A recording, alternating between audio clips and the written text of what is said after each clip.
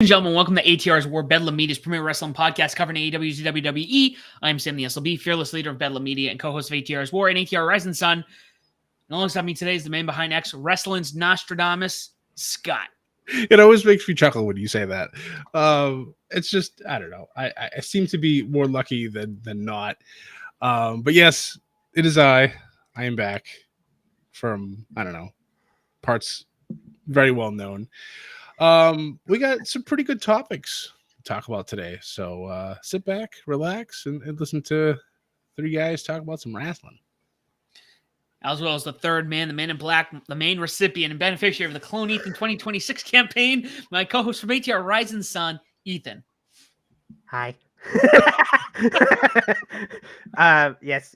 Well, come on, Sam. You gotta acknowledge me as your ATR Bedlam Pick'ems champion. Yeah. Scott's like, yeah, okay. Whatever.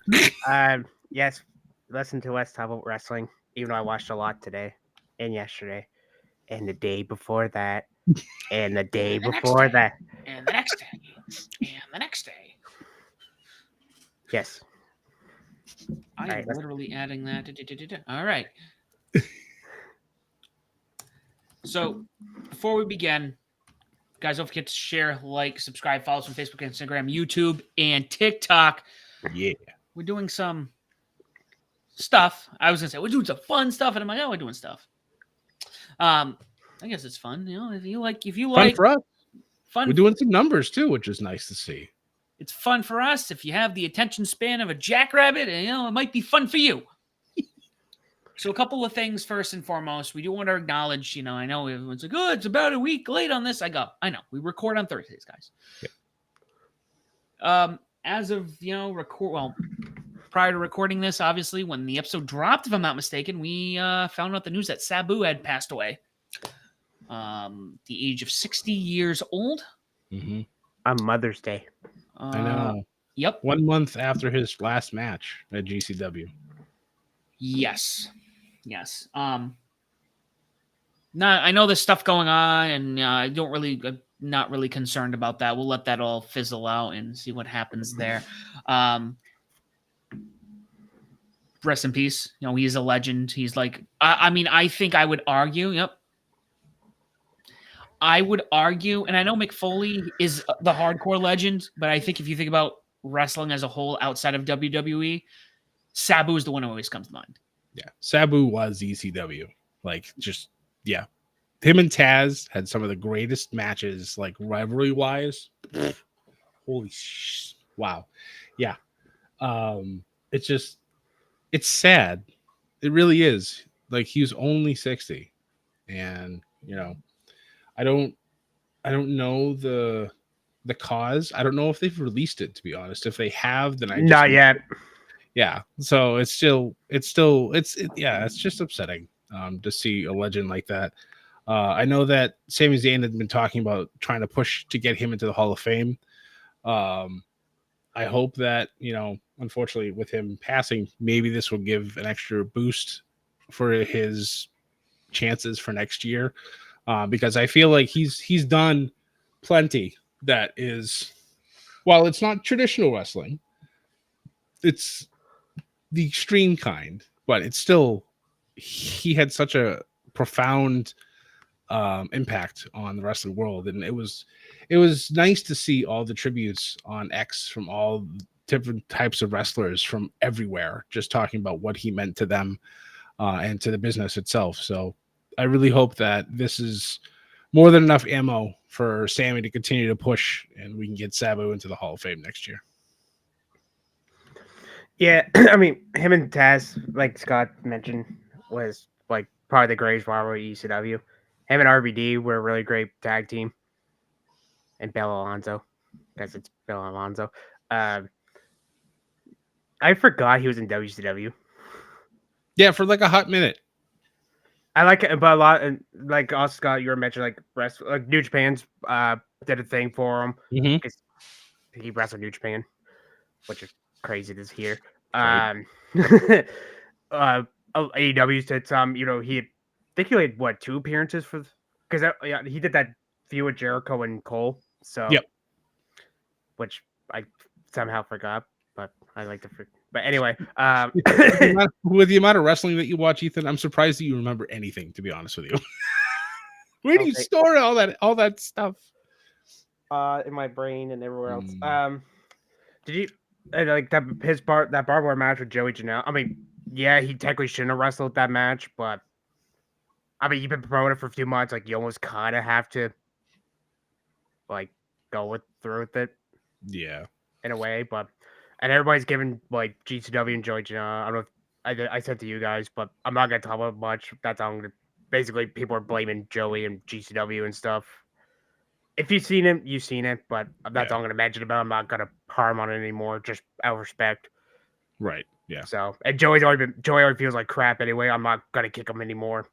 right, So, yeah, but it wasn't GCW has a sister promotion called JCW, like Jersey Championship Wrestling, and they had a show air on you like Mother's Day, like this past Sunday, and Joey did a beautiful tribute. If you haven't heard it, actually I recommend listening to it. So, and poor Taz, I thought he was gonna break down crying and went on Dynamite there. Mm-hmm. He came close, but yeah. Again, But like oh, go ahead, Sam. Sorry. I was gonna say, yeah, just going back to Taz quickly. If you watch ECW or Eastern, I think it was Eastern Championship Wrestling at that yes, point, television, the match that generally is one of the first big ones that you see is Taz, and then the infamous one where they roll at Sabu on like tied up with the cannibal mask on. Yep. Which I think it was like 93, 94. Yeah, because I think it came extreme when Shane Douglas dropped the title, and he's like, I think it was the NWA or supposed to be the Eastern Champ, and then he's like, you know what, you can kiss my, and drops the title, and that's why it's extreme. But yeah, I mean, think about him and Benoit had some good matches, mm-hmm. like especially where Sabu broke his neck, Yeah, legit broke his neck. His short WWE ECW run, but honestly, the match with Cena was actually pretty fun. Not gonna lie. yeah. I saw a lot of people started putting clips of that match on X after he passed, and I had forgotten about that match because I was one of the rare few that actually really enjoyed the WWE ECW version that they had. Yes, I obviously preferred ECW. I discovered that much later than I should have, but for my age, probably a good reason why I'm glad that I did miss it at the time. But going back and watching it after the fact, it's like, oh man, this was some high quality violence. Yeah, so I've said it before, and we're gonna maybe we should do a watch of it together on the Discord at some point. Obviously I started watching around WrestleMania 20 just before that, and then I remember I think that Christmas was when the ECW documentary Rise and Fall came out. Yep. I would have been 12, 13 years old. My uncle thought that'd be a great gift for a 12, 13-year-old. So the first wrestling DVD, which I still own, is the Rise and Fall ECW. So I own that one too. I do as well. Yep. Actually, if I'm not mistaken, that's still considered their best-selling DVD. It is. Yeah, that wouldn't surprise me at all. But yeah, that DVD just, I don't know. I look back at that. I remember being a little kid. I'm like, this is wrestling. This is what it should be. But all right. We're young. We crave violence. Yeah. One more thing before we move. It's funny how it's funny how they do reunion shows like ECW does, but never WCW. There's probably good reason for that. Well, not counting that, but you know what I mean. Yeah. Well, yeah, I think with ECW, I mean, they were always, even in the, you almost forget because it happens in such a blip. There was the ECW invasion in the mid-90s of Raw. Yep. Yeah. And you almost forget about, like if you just watch Raw, like you watch all of a sudden Paul Heyman's there. And I'm like, you'd be like, who the fuck is this guy? And it's Sabu jumping off the arm. Sabu jumps, and I think like Tommy Dreamer is like wrestling on TV. Interesting. It must have been very unique for W. I mean, yes, they did it with the Japanese talent in the Mexican talent, and that's one thing. But in promotion like that, yeah, I can only imagine. Fun fact: speaking about WWE, he actually had he had a match in WWE back in 1993 before he signed with ECW. Do you know who he wrestled? I have it right up here. I Scotty literally- Tuhati. Huh? Yes, that's right. Scotty Tuhati. Yes. Yep. Because I was saying, I'm like, that was another match that popped up on X after he passed. Yeah. I was just like, and I watched it. I was like, oh my God, this is great. The top 4 clips I kept seeing all week was the Joey Janela match from Spring Break, Right. the Cena stuff, like Yep. the Raw and the Vengeance stuff, him jumping off the R, and then the dark match with Scott Taylor talking about Scott Tuhati. I was like, Right, oh shit. And then the occasional WCW clip. You'll just see it. So, Yep. oh yeah, he was in WCW. Blink and Yeah. you miss kind of run. But RIP. No, we're man, another ECW legend gone. Somebody actually posted a photo of him walking up the stairway to heaven, and then all the talent that's on the other side, and you're like, wow. Yeah, it's like Balls Mahoney. There's I can't remember the top, but there's Balls Mahoney was one I seen, and I can't remember the Terry Funk was another one. Mhm. There was a handful, and then he realized. I mean, because we're gonna be on this way too long. There's a core group of ECW. Even when ECW became a WWE brand, Mm-hmm. ECW was a certain group of guys. Yep. You kind of.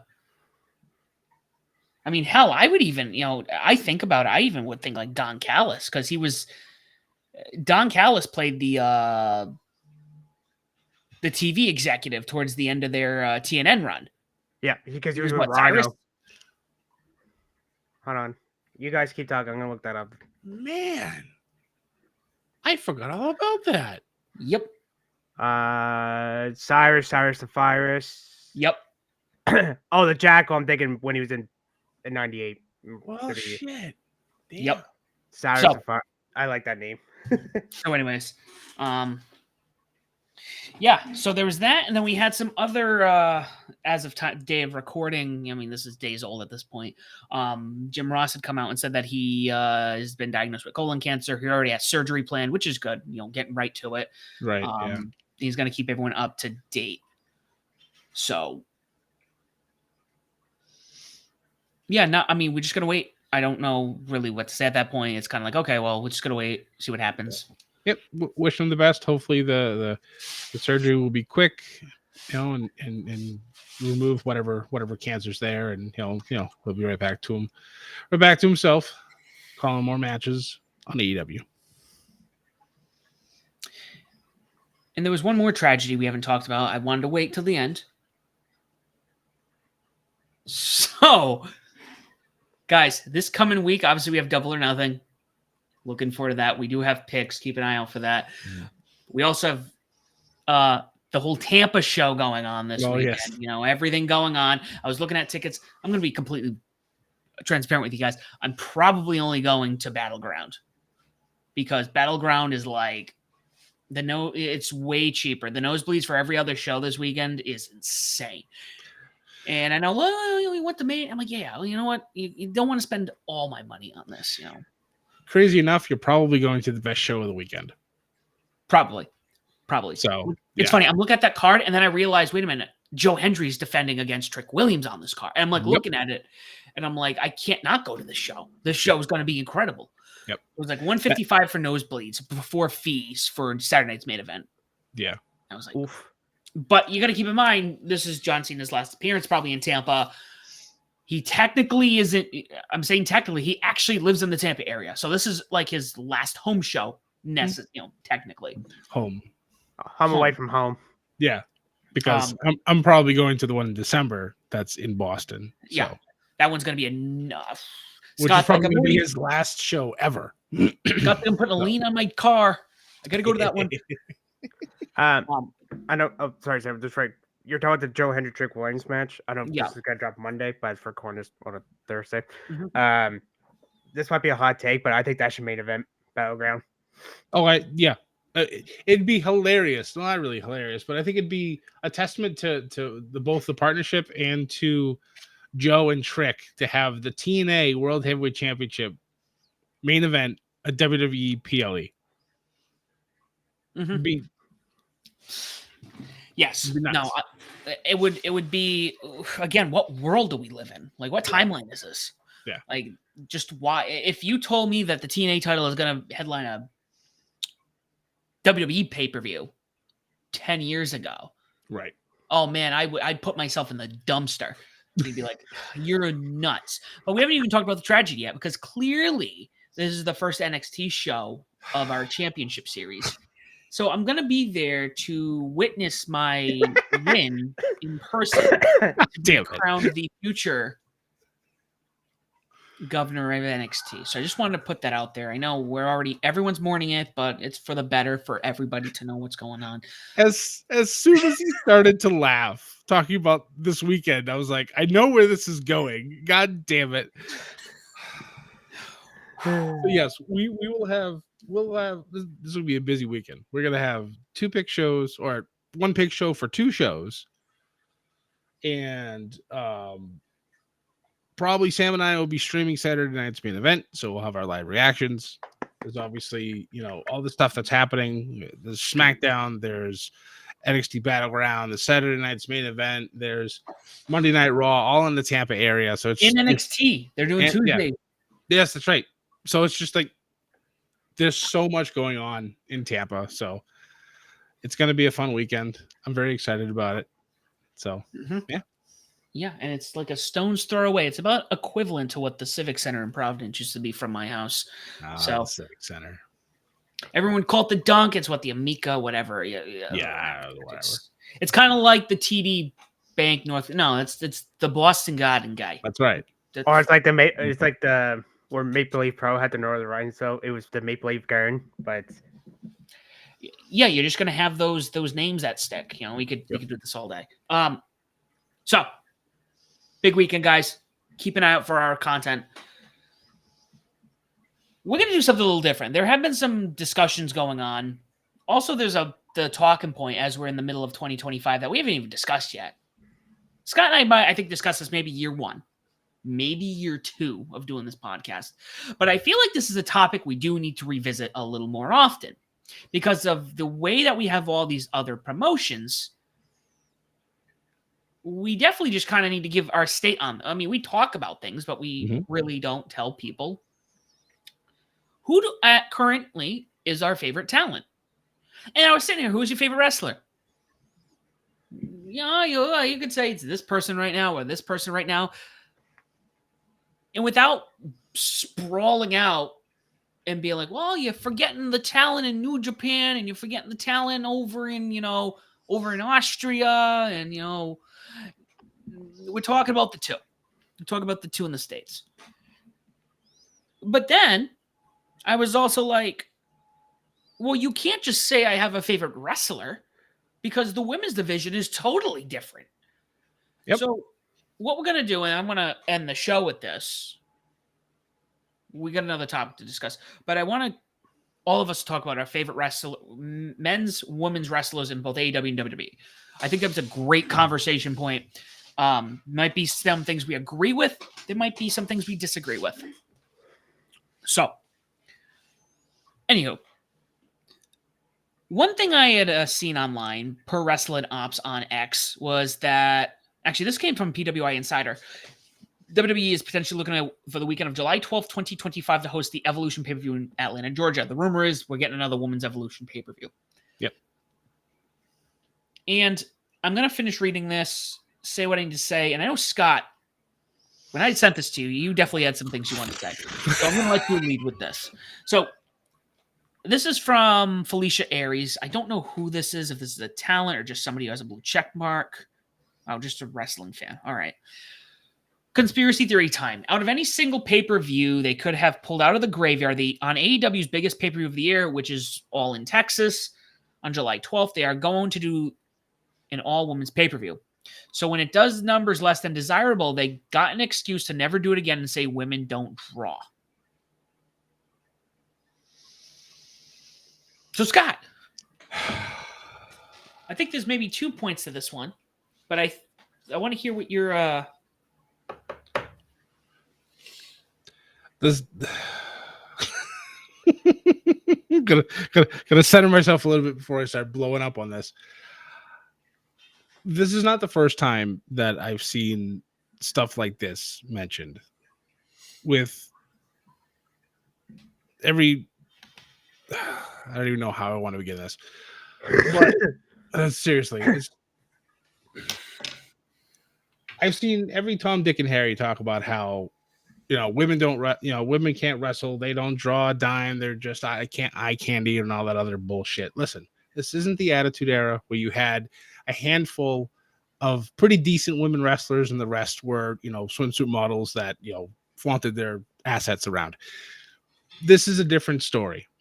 These women know how to wrestle, they know how to tell stories, they don't have to have titles revolved around them.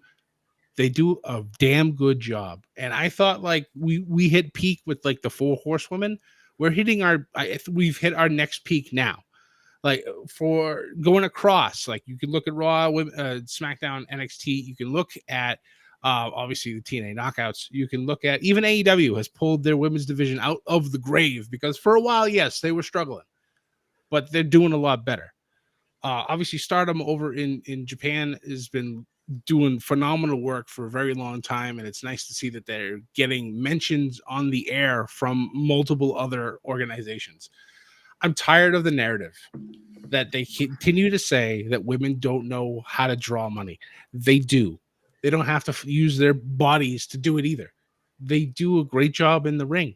And I'm tired of the internet continuing to just throw this and beat this horse until it's glue. Like don't even have to bring it to the factory. They're just smashing it so hard it turns it into glue. They need to stop. Let these women do a great job. Yes, I find it a little small suspect that it's on the same night as All In. You might maybe be nice to let AEW have their moment because it is All In. It's supposed to be their WrestleMania. Let them have it. All right, fine. You want to throw the women up against it, see what happens. Yes, I understand where the conspiracy theory can come from. I don't believe that that's why they're doing this. I feel like they just want to give them another shot. People always like to bitch that, it's the same women that are always at the top. It's the same women that are doing this. It's the same women that are doing that. Rhea Ripley's turning into Charlotte Flair. She's getting all the things. Maybe Rhea's turning into Charlotte Flair because Rhea Ripley is the best wrestler that they have right now. And you want to call that. She's not being the next Charlotte Flair. She's being the first and only Rhea Ripley. And she's kicking ass. She's doing fun things with EO. They have this whole friendship thing and the little emotes that's been happening between them. Yeah, thank you. It's just been it's hilarious and it's entertaining to watch. I get it. Your favorite stars may not be doing the best right now. But they may not be the top of the card. That's fine. You have to rotate. Look what Becky's been doing with Lyra. Their match that they just had at Backlash was probably one of the best women's matches that's happened in quite some time. And I'm not alone in saying that. I've seen that a lot. That people said that this match, it looked like a fight. Like it looked like Lyra got her nose broken by Becky at the end. And like it just they turned a random like turn when Becky turned on Lyra into probably my favorite storyline in 2 weeks, rolling into Backlash. That's amazing on both ends. I didn't know Lyra could talk that well on the mic. Mm-hmm. She's done a phenomenal job. It's probably some of Becky's best promo work. Yes, I love that she's gone like this, like jealous heel type, and she's like, I don't care. And another thing, I want to talk about women. The whole narrative now of how Becky's a little bit older than the new talent. So Becky should just lay down and let the new talent go. Why? You have the men that are in their mid to late 40s at the top of the card. Becky's in her what? Her late 30s, maybe? Late, maybe early. Well, how old's Seth Rollins? No, let's be. But even still, because yes, she's not like 21, fresh out of college. She should just lay down and just roll over. That's not how this works. She's still so she's only 38. Only 38. Let that sink in, folks. Only 38. She still has, if she wants to do this, 10 years that she could still run at her prime. Will she? Who knows? I don't know. Seth wants to quit at what, 40? So he's got a couple years left. So maybe they go out on the sunset together. So who knows? He turns 39 at the end of the month. Okay, so if he wants to quit by 40, then yeah, we got a year and a half left of Seth Rollins. That's sad, but hey, we enjoy the ride that we've had, and we'll do the same thing when Becky wants to finally hang it up. But don't push her out the door. She's still running at the top of the card, even if she's not challenging for the main titles. So enough with that stupid narrative as well. It's just let them shine, let them kick ass. I thoroughly enjoyed the first Evolution pay-per-view. I hope that this one is better than that one was. So I have high hopes for it, and I'm excited to watch it. I will be actually watching that and not All In, but that's just my personal choice. You watch what you want to watch. You can watch them both afterwards. It doesn't matter. I'm going to watch that one because I don't feel like paying $50 for a pay-per-view for AEW when I'm still technically a month behind watching the product. Life's busy. I don't have all the time to do it. The only stuff I'm able to keep up with is WWE, and that's still, let's do some quick math. That's like 8 to 9 hours of wrestling, not counting the PLEs. So, and I'm still missing stuff from Evolve. That's bleeding into NXT now. I haven't watched a single episode of LFG. That's bleeding into NXT. And I'm like, I don't know who most of these new kids are, but damn, they're doing pretty good. So never mind what's going on with AAA now. Correct. Never mind the TNA stuff. Yep. Yeah, they're doing their show on the 7th. I hope it's on Peacock so I have a chance to watch that. Otherwise, I don't know when I'm going to ever be able to get a chance to watch that. And then Money in the Bank is later that night. So it's like there's so much going on. And I'm lucky to be able to watch what I can. Now, I can't be like Ethan who watches, 8 million hours of wrestling in like a 2-hour spot. It remembers everything, writes 1,500 articles, and posts them all on our ATR Facebook page and Twitter. And I love him for it because there's so much going on. All right, I'm gonna step in here for a sec. Take me in here. So Scott, I love you, man, but I gotta correct you again for a second. Evolution that Sunday. It's on Sunday? I thought All In was on Sunday too.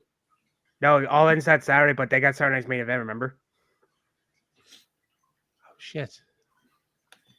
So I don't think they want to do 2 WWE shows against one AEW show. That's true. Okay. Unless they take out that Saturday night's main event.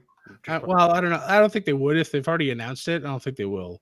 Yeah, but I mean, because they might do. I don't know, but WWE is just being petty because think about it though. Because AEW announced Grand Slam in Mexico.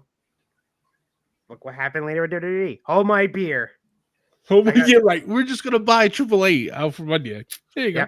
And then, yeah, like I don't know. I'm so tired of all the WWE fans and then the AEW fans. Like they're bad. Yeah, like what you like. Can you not be a cunt?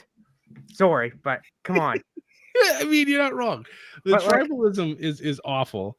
And I just saw this. Not to interrupt. I just saw this thing. What was it? I think maybe yesterday with Will Ospreay praising WWE wrestlers on one end, and then saying that that AEW would smoke them all in the same breath. It's like, oh, that's me. You're feeding into the tribalism. Just stop it. Damn it. Yeah, I like Ospreay, but I think that was kind of dumb. Like again, like what you like. Don't be assholes about it. Right. And that's not to say that WWE stars haven't done the same thing. When you had both NXT stars, Javon Evans and Lexis King, kind of take their own pot shots at AEW. So it's just like, don't just. The only thing I'd give him, I would said those two, because him and Ricochet. Ricochet's different. He's already been with the company, so I'm not going to put him on the table. But I know Will Ospreay was saying that when he was in Japan, he just has no desire to go. Actually, he didn't have desire to come to the States. Right. He didn't want to come to the States. Same thing with Zack Sabre Jr. Zack Sabre Jr. just when he comes to AEW, Americans do not appreciate good wrestling. They don't, and he's not wrong at all. He's not wrong. So that, and yes, I get their feet. I mean, those people to me, they're just, when you're outside of the whole WWE world, almost, or even the States, you're outside of the States, you're like, yeah, whatever, I don't care. That's like soccer fan. Hey, you play for MLS? The fuck would I play for MLS for? I'm playing in the World Cup for my country. Right. So I get, and again, you get the Ricochet, who's probably butthurt, and then there's just other talent who just, they're gonna go back and forth because tribalism. I think you could definitely water it down, but they are feeding into it. You could be like, I'm seeing what's going on here. I could probably not feed. And then what's even worse is the fans. The fans are just like, you see, they can't keep WWE out of their mouths. Yep. The AEW fans are like, WWE, they just produce that, back and forth. We don't engage like that. Nope. Everybody takes a shot at each other. Like, just grow the fuck up. Can't like we all that, just get along? Like that Ricochet Javon, like it was funny, but in all seriousness, like Javon should have. Ricochet basically baited him in. So he did, and Javon fell for it. I mean, he's young. He should have known better, but it is what it is.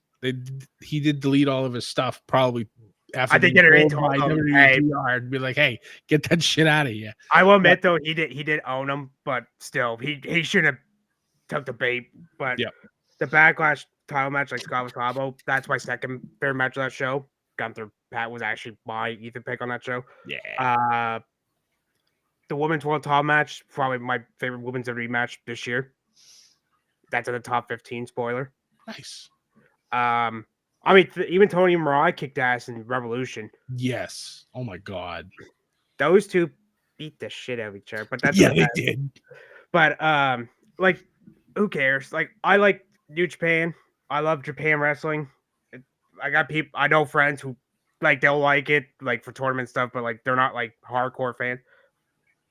I give a healthy debate. Why are you gonna be all like the dirty fans today? They're just fucked in the head sometimes. But I think I want to say it's people in the States, but I have a feeling that there's people in Canada too who are the same way. It just tribalism is just it's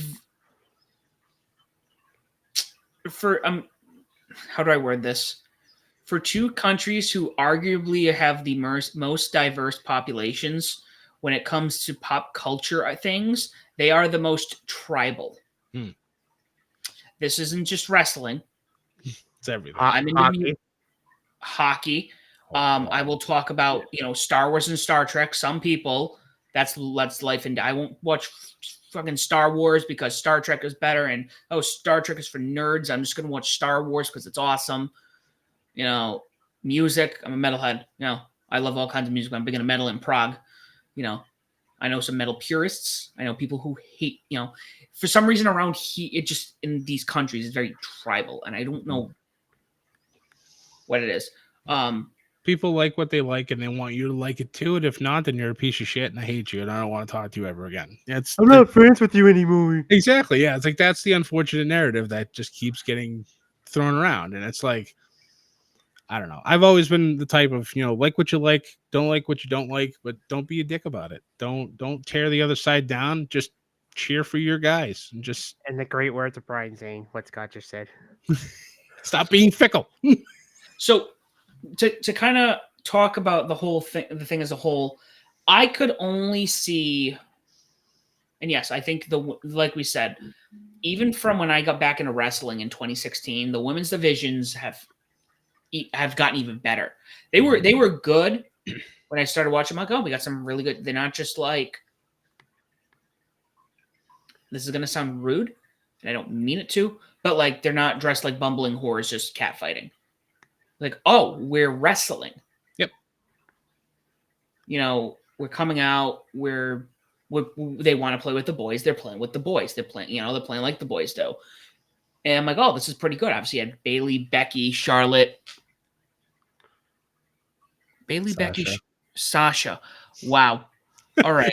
She's been Mercedes for too long. You forget the other name. Well, but she's not.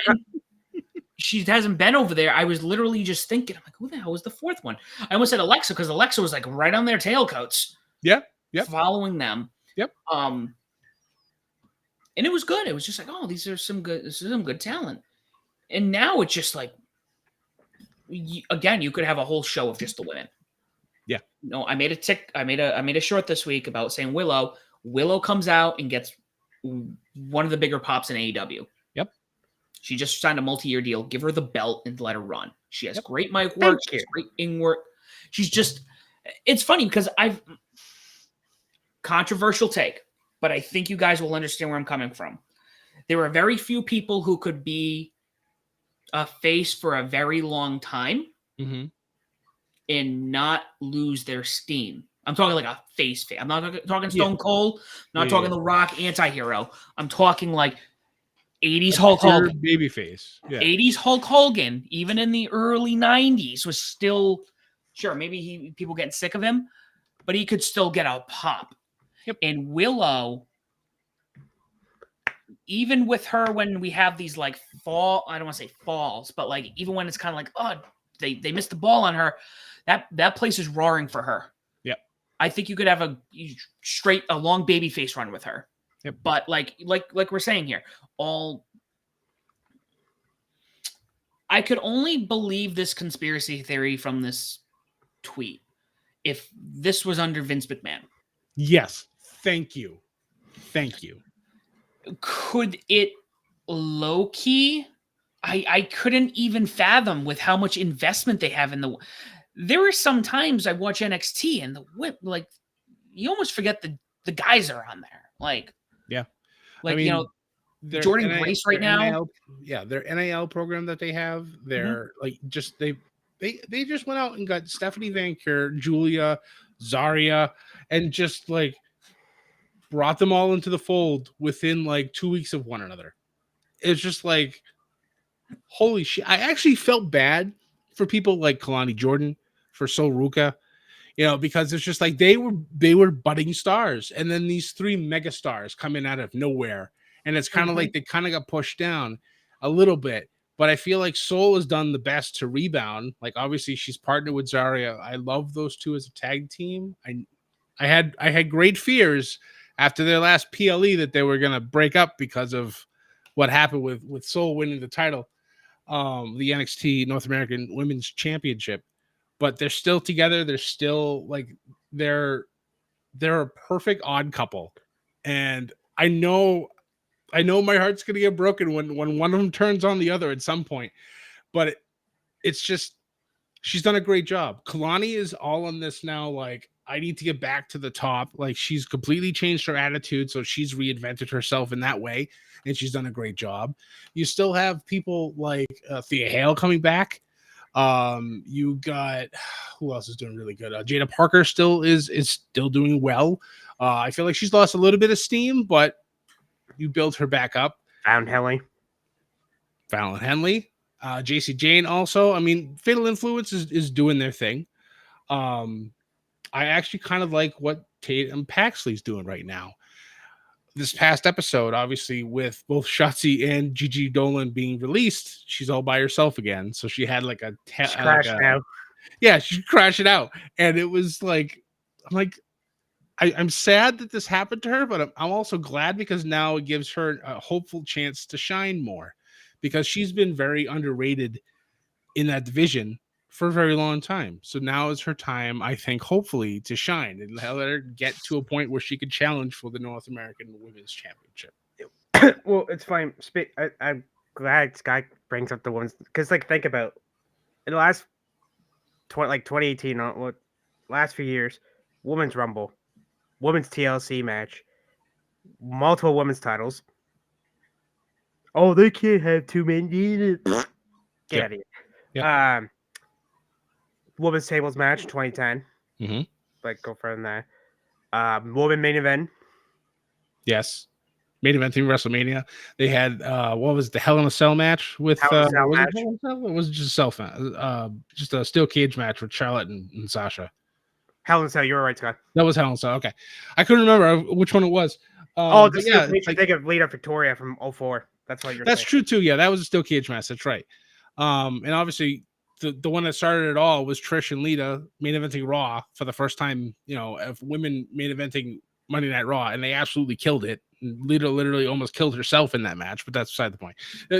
Just like people for people to be anywhere sane to say that the women cannot draw and don't have a chance to do well on this premium live event in July are they have to be trolling. They can't be serious. I think for me, at least looking at it, I think it would be wild that they're like, hey, and again, I mean, I know your wiggle room is super tight because what'd you say? June 7th is Money in the Bank? Yeah. And then end of July, early August, you're already looking at SummerSlam. Early August. And when does the Riyadh pay-per-view happen? June. Yep. I do think if it's anything, I think this has to do with more, at least from the company's standpoint, the AEW thing, where it's like, oh, we can outsell them on this, I think there's still a little bit of that. There's still some competitive, like, oh, if we do the same weekend, I bet we can pull more from them. I mean, in healthy competition is good. It's what we want because it's supposed to make the companies do better. Yeah. And it makes everything better around us. Like all the superstars do a better job. The wrestlers do a better job. It's just, yeah. And it's just, it makes for better television. But, at the same time, it's kind of like maybe for some of their bigger events, like AEW doesn't do anything around WrestleMania.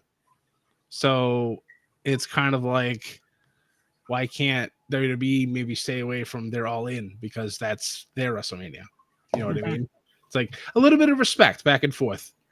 I know that obviously, this whole thing started with Triple H calling them a pissant company when when DX got put into the Hall of Fame, and that really kind of set that off. And then, all the stuff back and forth ever since then. I get it. You want to take your pot shots. I don't think it's necessary, but it's going to happen regardless. Yeah. Well, it goes back to kind of what we were talking about, where it's like, again, you're kind of fueling it, where it's like, you take the pot shots, and then you get the the WWE guys go, haha, that was funny. AEW guys say something, oh, they can't handle it. We go, they always got the. Yep. Well, like it's like, but go ahead, Sam. I was just saying, like what you like. Yep. Well, one more thing is funny because people do their top lists like at the end of the year, and some people are like, oh, why is this match not number? Like it's people's opinion. Like I got mine. Like people are like, you never have a women's match number one. No, I had a few. There's been a lot of them. I had 6 last year for top 15. Yep. There might be one. It's your opinion on what you enjoyed the most, and having 6 women's matches in your top 15 is pretty damn good. Oh yeah, like what you like. Like don't be assholes. Like I'm so tired of this fucking tribalism. Yep. Like go. Well, we're gonna feed into everyone's tribalism now because now. Let's just talk about it. It's 2025. We're halfway through the decade. We are 5 years. Can you believe that? At the beginning of this decade, Scott, you and I started this. Yep. 2 months before COVID. That's right. And actually, even for because you have it, I think, posted somewhere on one of your social medias where you're like, oh yeah, member of Bedlam Media since 2018. Yep. Wow. I still remember January 20th, 2018. You sent out that group chat through Twitter because there's still Twitter at the time. Saying, hey, I want to start this multi-entertainment, conglomerate. What do you guys think? And I'm just like, ooh, this sounds fun. And yeah, for 2 years we tried to build our Twitter at the time, and then Sam and I jumped into doing the whole podcasting thing, and we started January of 2020, and then the world shut down 2 months later, and then we've just still been going strong. Then I joined 2 years later. That's right. So I think something that I want to, because I literally was sitting there thinking to myself, like, we have personal favorites. Obviously I'm always going to be a Kenny fan. Kenny's, he's been in and out with health reasons. Yeah. Somebody told me about certain Jim Cornette's comments in regard to what he calls Okada, which I will not take any Okada slander. Right. Cornette's a bitch. Sorry.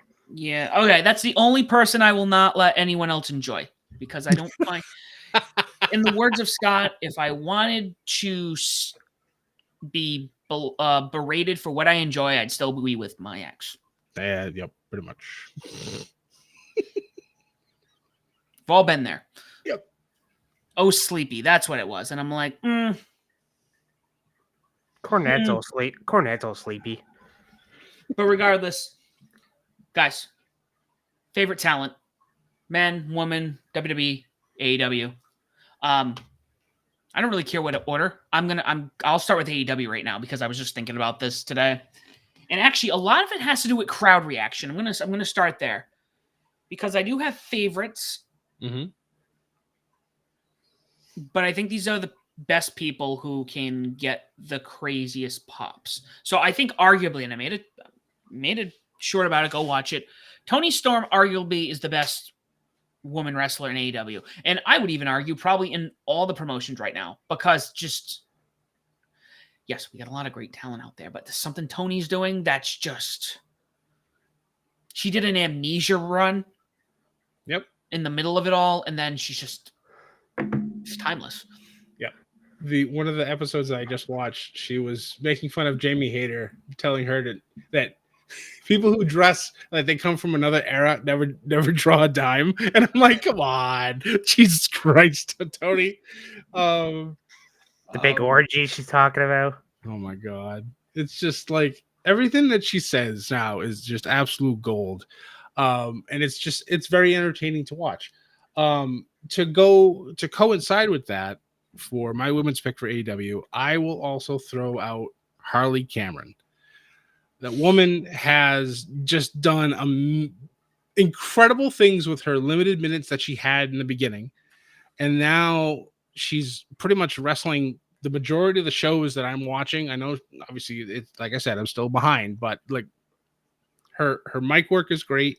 She's obviously got multi-talented. She could do stuff with instruments and the puppets, and just she has the crowd in the palm of her hand, and she just does great stuff. So whenever those two are on television, I'm immediately just drawn to it. Like it's very, very entertaining for me to watch. Honorable mention for the women. I agree with Scott. Harley Cameron. Agreed. But since I gotta pick one, god damn it. In the North American side. Anyway, I kid. Yeah, I think I'd go. You can't really argue with Toni Storm.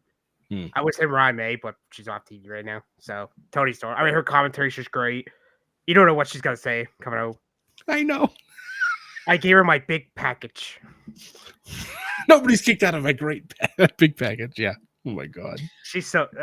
It's funny because like on AEW, like they have the TV, like the.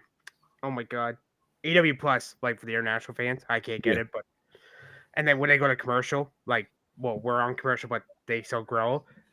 Someone posted a clip. It's literally Tony Storm just making random comments, and you can hear Taz and them all bust out laughing. And this guy was like, "Okay, I gotta be professional," but he's just going like, you can hear him trying not to laugh, right? Taz is like, "Fuck it, I'm just gonna laugh." Yep. But Tony Storm, she's. I mean, when she first came in, like, I mean, that's definitely that's just horrible. And she took herself. She's like, "Fuck this, I'm leaving." Yep. All right. So if I'm going to men's, and I actually, this is where I originated the idea, because Tony for me is it's again, when I watch AEW, Tony's like the MJF of AEW. We just want to see, like, Tony comes out and you're like, all right, what's she gonna say? What's she gonna do? Yep. For me, the best wrestler, the full package in AEW right now. Speaking of packages, Swerve Strickland. Mm. Now, it took me a minute, and I love Will Ospreay's great. Moxley does Moxley things. He's good. That cage match, Scott, when you get to it, is great. Samoa, I could go through the roster. They have a pretty solid roster. Even Ricochet, what he's doing right now. Yep. Swerve comes out, and he's not. I don't want to say he's not in like the title picture. He's kind of. He's there on every episode. He's in the atmosphere. You have the Hurt Syndicate going on, that whole MJF thing. Yep. When I was watching Beach Break, Beach Break. Beach Break. Yeah. That whole night, even with Will Ospreay, even with Hangman Page, Jon Moxley, Samoa Joe coming out, Swerve he still gets this, the crowd goes nuts. Yep. For Swerve. And he comes out and he's, again, him and Hangman arguably have a top 3 feud in AEW. Mm-hmm. His mic work is great. Scott, when you get to that point, you know, he does do a promo at the end of the show. Again, you've heard him. Fracture, he's got Prince Nana. You know. Yeah, of course. Yeah, no, Swerve. I just can't. At this point, for me, it only makes sense that Swerve gets that belt again. He will by the end of the year. Yeah, I mean, obviously, because where I am, him getting screwed by the Bucks, really kind of, I don't know. Like I said, I'm still a little behind, so things are still a little cloudy for me, as to what's going to be going on. But I'll get there eventually. I got some days off coming up next month, so it'll give me more time to fully catch up to everything. But going off of what you said, like, I agree, Swerve has just been fantastic. And you mentioned his counterpart, Hangman Adam Page. And I've loved everything that Page has done since his arrival in AEW. You know, going through like the 2 to 3 year storyline to finally become the first champion, you know, him being like a drunk in like the beginning of AEW, and like just the stuff with Swerve, you know, just burning the house down, like literally and figuratively. And it's just like, and now he's going through like this crisis of Swerve has finally accepted that, hey, I've deserved all the shitty things that I've done. And Hangman's like, no, you can't, because then that means what's going to fuel me? What's going to make me angry all the time? And it's like, I'm watching this happen and I'm just like, this is like, this is peak storytelling. And I have to thank Mark for this, because he let me know ahead of time. He's like, we were talking about wrestling, and he was like, I know, like, you keep mentioning like stuff that WWE is doing, like they're doing this cinema and everything else. He's like, wait till you get to Swerve and Hangman and see their next cinema thing. And I'm just like, all right, I'm like, I believe you. Like, you've watched wrestling, you know, as long as I have, and you've gone to the AEW side, and that's great, because, you know, you've been spurned by WWE more than enough times. I understand the pain. So just now getting into the beginnings of it, I think I'm maybe a week or 2 into it, and I'm just like, man, this shit's good. This makes me want to come back and continue watching. Like, I'm like, oh, I have 3 hours to watch, you know, something. Normally I'd just say I'll watch one, like a Dynamite or a Collision, and just be done with it. Now I'm just like, I'll fit the second one in there somehow. We'll keep. I'll stay up a little bit later, and it'll be fine. I'll be fine in the morning. But yeah, it's just it's good. And I just I have to also honorable mentions out there for Samoa Joe. I'm always going to be a Joe fan. When the man has a mic, forget it. Just like, you're already dead. Just Joe has killed you. It's done. It's over. Obviously MJF as well. Like, he's just been fire. Obviously I'm always going to acknowledge the Boom, Adam Cole, baby. It's just, you know, there's a lot of great talent over there, and I'm happy when they're able to all succeed and not be injured, because a lot of them have been, and it sucks when they're gone. You know, will we ever see Bryan Danielson again? I don't know. He might be finally enjoying retirement for the rest of his days. You know, Officially. he gets to be a family man. Good for him. I'm proud of him for it. But I don't know. It's just, there's a lot of good stuff. But for me, it's always been Hangman. Okay, we're all got different answers. Thank God. Honorable mentions. I'm gonna throw a few right quick before I give my actual pick. Swerve's there. Scott, both your picks are in there. Osprey, Omega. But my pick is Takeshita. How did I forget about Takeshita? Oh, Jesus. See, what do I say on Rising Sun? It's Takeshita. Sorry. Yeah. Think about it. Like, he's got 3 contracts. He's got a DDT contract. He's got an AEW contract, and he's got his New Japan because of his fucking awesome performance in G1 last year. Yeah, I mean, honestly, him going heel was the best move. Like, he was great as babyface, but honestly, heel. Oh yeah, that was a great move for him. Honestly, him and Don Callis works well. I love the tag team of him and Alexander. I take my words back, by the way. I'm kind of glad Alexander went to AEW. Now, I wish he was in WWE, but honestly, he's kicking ass in AEW right now. Funny but enough, I think the next episode I'm watching is his debut. Oops. No, I knew he was there already. I've known since it happened because obviously the internet. It's going to tell me, so it's not a spoiler. I already knew. Okay, But good. I'm excited. I'm excited to see where things kind of roll because I've seen clips, so I don't know the story of everything. So it should be good. I'm excited for it. Like Sam was talking about, sort of like he never has bad matches. Like Takeshita always has bangers. Think about with Ospreay, with Omega. Omega. I don't know why I blanked on that. Actually, I want him and Swerve going at it. That'd be fun too. Him and ELP the past couple of months. They had the best G1 match, Sam, round robin last year. Mm-hmm. When did they did they just wrestle in Resurgent? They wrestled twice, Sam, this month at Wrestling Don Tonku for the team title, and then Resurgence for Takeshi's title. Stupid. in a good way. But well, before we go to WWE picks, who's your dark horse picks? If you had to pick one. For both like men's and women's, or Yeah. just in general? Oh God. For AEW women's, Megan Bain. For the men's, Powerhouse Hobbs.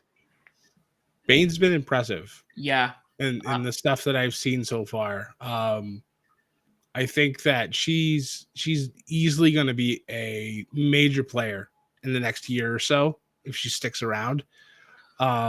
I like her pairing with Penelope Ford. It works. That's a good pick, Ethan. I like that a lot, actually. I will go with you on that one. That's a good one for the women's side. Very good, sir. Yeah, I'm gonna have to agree with you on that one. I want to pick Powerhouse. The thing is, he's like always like had like that factor, but there's something he's missing that to get him over that hump. I thought him going with the Don Callis family was going to be that, and then he got hurt, and then they dropped him, which I still don't understand. Like they could have just let him heal, and then have him come back. Having him with Brian Cage and Lance Archer would be an unstoppable trio. The Murder Machine's meat. But you know what? Now I think about it, if we're talking Powerhouse Hobbs, he's always been with somebody. True. That is also very true. I'm wondering if he needs to go solo. But you're right though. There's something missing with Powerhouse that I can't put my finger on it, but I feel like there's a piece, there's a big piece. I don't want to say that as in like he's terrible, but like there's like this one big piece that once he gets that and it clicks, forget it. It's like you said, stupid. It's just he's gonna do amazing things. I just don't know what it. That's why I'm thinking like now you got. Hold on, I gotta pull up the. I know we're going over for time on this one, but I don't care. This is the kind of conversation we hadn't had. As AEW says, we're going an overrun, baby. That's right, you're going an overrun before the network turns us off. Nick Wayne is another one. Nick Wayne was gonna be my pick, but I feel like there was somebody else. Hold on. I know I'm throwing a lot of honorable mentions, but I thought this was great. No, it's good. It's good. I'm gonna look at the roster. Sorry, hold on.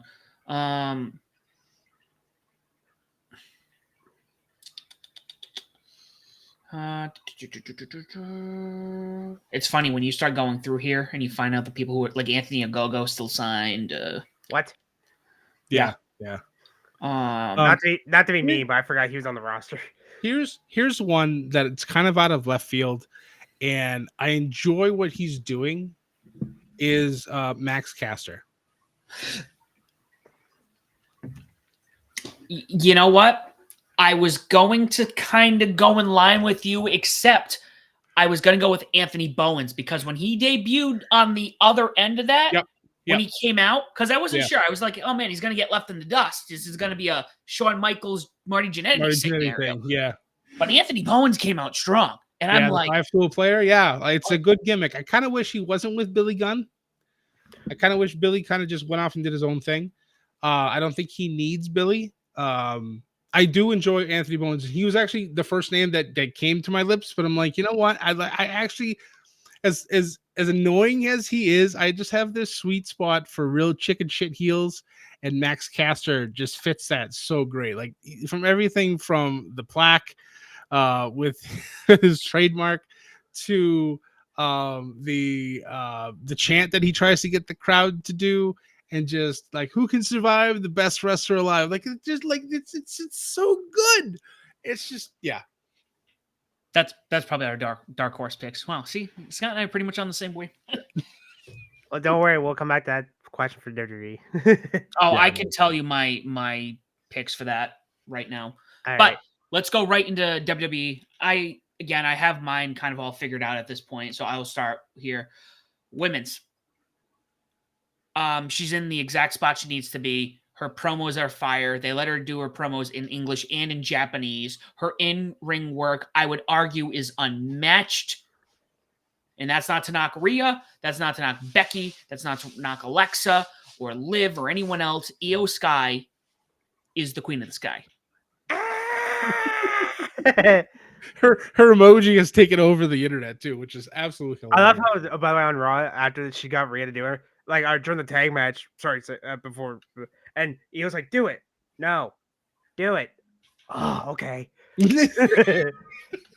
And then they do it like off the air, like they showed Yeah. where because Rhea's now shot the world title, and then he was like, "I'll defend for you," and then Rhea's like, "Okay." But that's pretty much what I had to say. It just Io. You guys have watched Io at this point. Io's it. Yeah. Io's absolutely amazing. There's so many on the women's end that are just like top tier. Like even when they're not in the title picture, you love people like Bailey, all the stuff that she's done, like from the evolution of being the hugger to where she, damage control to where she is now. She's taken more of the, I don't want to say an enhancement role, but in a way, kind of. And I mean that in a good way. Like she's making the new talent look phenomenal. You have Lyra Valkyria, who's really kind of come into her own over the last couple of years. Her rookie season was like incredible on almost winning Queen of the Ring the first go around. I also have to give some props to Nia Jax. Her return has been exponentially better than her first run, and it's great to see. The crowd has even started to jump on her side. You have Tiffany Stratton, who's done another like ridiculous jump from coming from NXT. But for right now, my favorite, and this is not to be like a gooner or Booker T, but I got to give Stephanie Van Kier her flowers, being the second, and I will say it, the second double champion in NXT, because I will give my flowers to Mandy Rose, because as Sam knows, she was my muse going back through school, because she had to reinvent herself and I had to reinvent myself to finish, my story, what I had to do. So, but Stephanie right now for me is fantastic. And I also will curtail that into Booker T and how Booker T responds to everything he does. with that devil's kiss. And it's hilarious to see. She's obviously very connected with the fans. Everybody loves her. Julia is another one who's skyrocketed. I kind of wish she had more time in NXT. I know her and Roxanne have made essentially the jump to Raw. So it'll be interesting to see what those two do. Obviously, like I said, with Roxanne, I have to talk about the Prodigy. Yeah, got to talk about the Prodigy as well. Like there's so many like honorable mentions. I know we're only supposed to pick one, and I'm sorry, but there's so many good female talent in WWE as well. And I know I'm missing a whole bunch of them. Soul, another one. Like I love Soul. Like everything she does is just it's yes. So my love is more on the NXT side, because I appreciate what they're able to do from pretty much the ground up. for a lot of them. All right. Honorable mentions: Rhea Ripley, Bianca Belair, Tiffany Stratton. Mhm. My pick: Io Sky. I've been a big fan of her since Stardom. She has great matches. I mean, and Io's just Io. Mrs. Evil, unfortunately, but um, That always throws me for a loop. I'm like, wait, she's married to who? oh yeah, Io from yeah. He was there at WrestleMania because like they were showing a picture of Io hugging somebody, and literally in the corner you see him. I'm like, look, it's Evil. It's evil. He's like mean mugging somebody, I think. Yeah, it's pretty funny. Evil did a reconfirm. But yeah, that's my women's one. All right, Sam, who's your men's? All right, my men's. I just had it. So this one might shock you guys, but for some reason, I'm going to take John Cena out because I think John Cena is doing his best work right now. He's really. We've seen him wrestle once or twice. Yep. So far. Right. So I kind of want to. I'm trying to avoid like I know he's full time, but he's like still technically part time. You know. Right. I would make the argument. Arguably, this is one of those things where I'm surprised the WWE fans. I'm not saying the universe because that's stupid. Thank you. The WWE fans haven't gone and lynched Vince McMahon for not turning him heel after all these years. It's just so much fun to watch. If I'm to choose anybody, this might upset people. I don't care. I actually think when I see somebody who I think is the full package right now, and I love, LA Knight's awesome. CM Punk's awesome. I think superstar right now, for some reason, my mind is always going to Drew McIntyre. God damn it. Because God damn it. Because that is somebody who I never know if he's he's so good in. It was like Kurt Angle back in the day. You're like, is this guy really an asshole? Yep. They're booing me in my hometown. They're booing me. like the Claymore. It's so cool to watch. Like there's something about him. He feels like he should be bigger. Like he feels like he needs to have another title. I know he had, he technically won the title last year when we were there, Scott. Yep. He deserves more. He just deserves another big. Yeah, not this bullshit 5-minute run. Give him 6 months. Give him a legitimate title run. Yeah, in front of people. Yeah. Damn it, Sam! I thought I had that in the bag. I was like, they're not going to pick Drew. They'll pick other people. This would be great. No. It doesn't matter. I mean, great minds think alike. Yeah, no. Once again, on the same wavelength. Just Drew's been a workhorse. Like his feud with Punk was top notch. Like even through injuries on both ends, they still kept it hot for months before their Hell in a Cell match, which to me, I will say, is second, if not the best Hell in a Cell match I've ever watched in my entire life. And it's just everything he does just turns into gold. The stuff he did with Roman, with the Bloodline, and like I'm still honestly, part of me still upset that he didn't win the title back at Clash. He showed up. Yeah. I mean, I understood why they did it because Roman Reigns had to lose the title at WrestleMania 40, and I get it.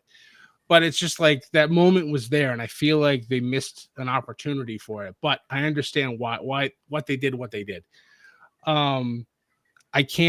I have to acknowledge my tribal chief as well. It's just Roman just ruled everything with an iron fist for years, and just did amazing work. Now he's going to have to eventually align himself with Punk, to take out Seth and Braun, who again, two more people I have to throw onto that. And hell, I'll even acknowledge the wise man. Paul Heyman, not a wrestler, but this man on the mic, stop it. I think only maybe Bobby the Brain Heenan would be better on the mic and even still that might be a blasphemy to say compared to, how many people are now. I would have loved to have seen that happen. Just back and forth, a promo off between those two. I still want to see him in Don Callis. It'll probably never happen. But if the gods of wrestling align and we ever have an AEW and WWE event, please, dear God, put those two on the mic together and just let them go. And I swear to God, there will be So much rejoicing.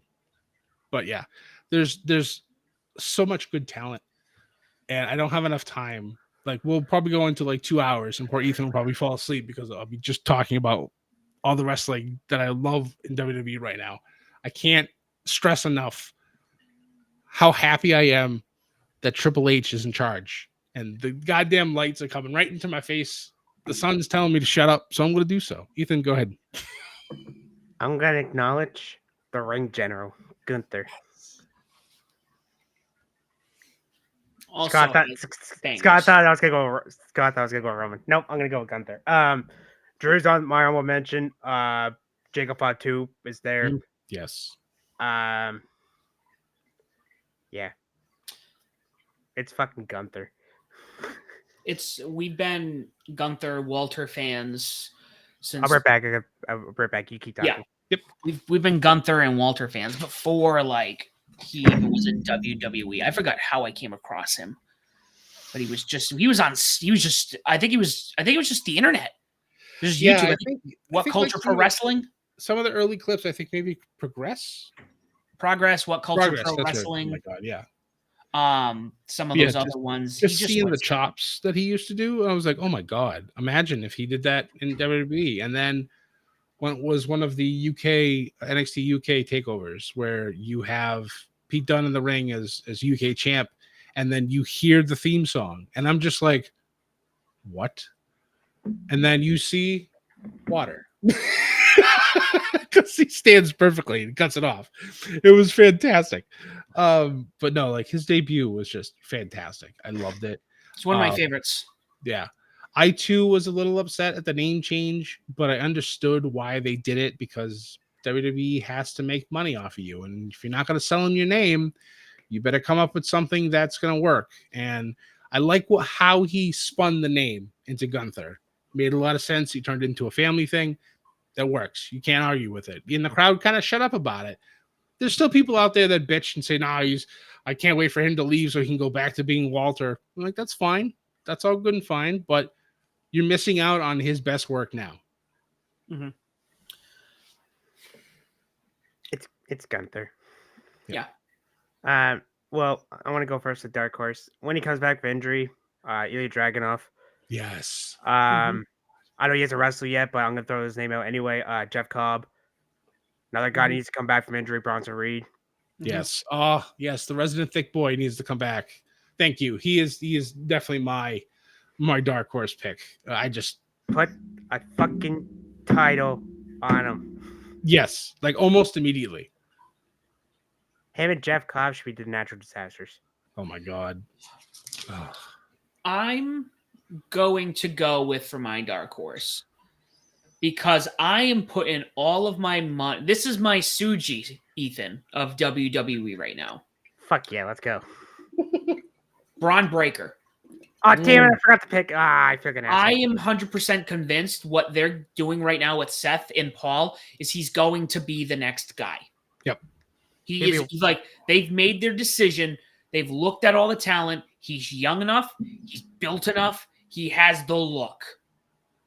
Everything he did in NXT and everything he did in NXT 2.0, which we like to try to forget because that was a very dark time in NXT's history.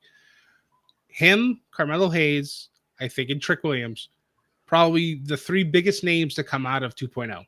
And Roxanne, I put Roxanne up there because she. Well, I mean, for the men's side. Men's, okay, yeah. The women's side, you're right. Yes, absolutely. Roxanne's definitely part of that as well.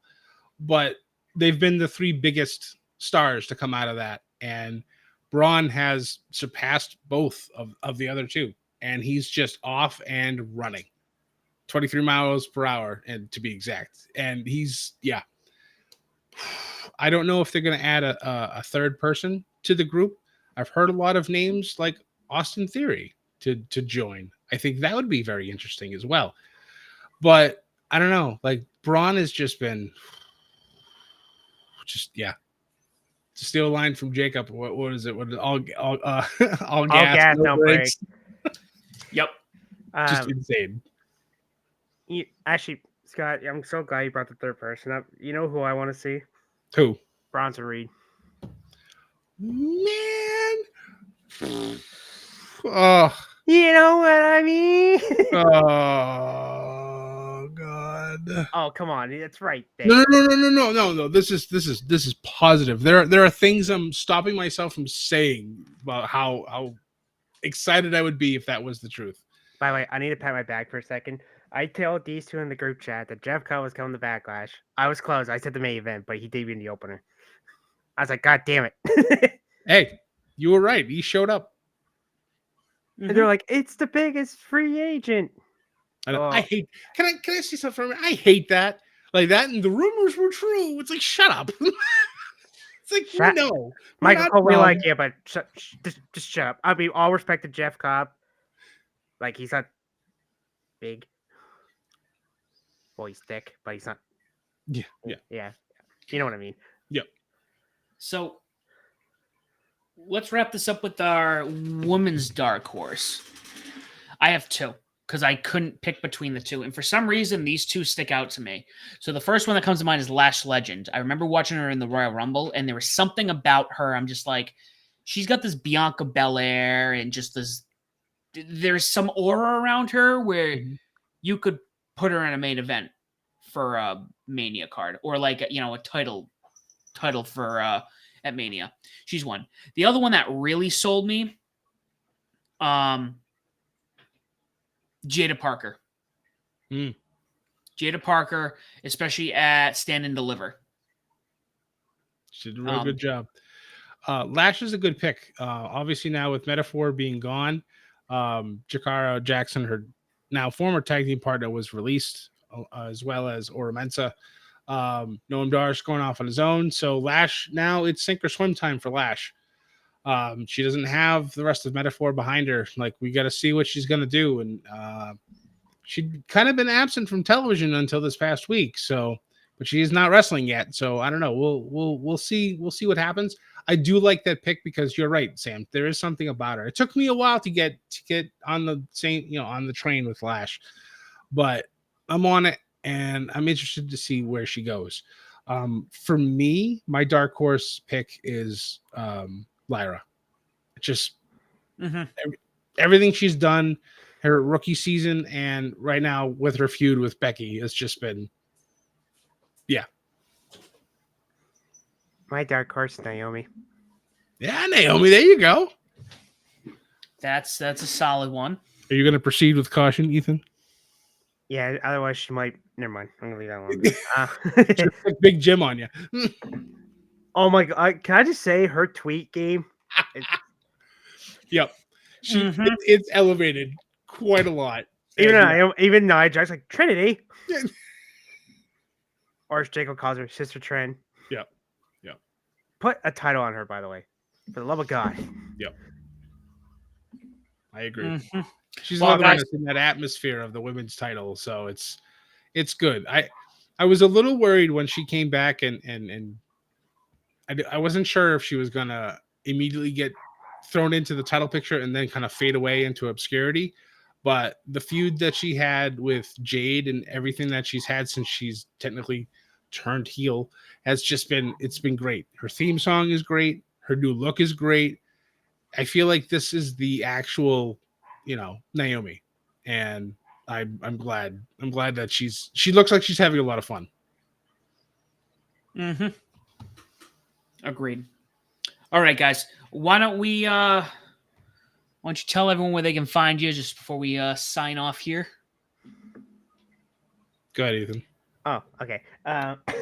You can follow me as wrestling_fans9 on the good old Twitter X. You can follow me on pwmedia.com, bodyslam.net, and Turnbuckle Times. You can catch my podcast, Fuck Beat the Rest podcast, every Fridays and Sundays. Friday shows are Monday for Thursday, and then Sundays for the weekend shows, because why not?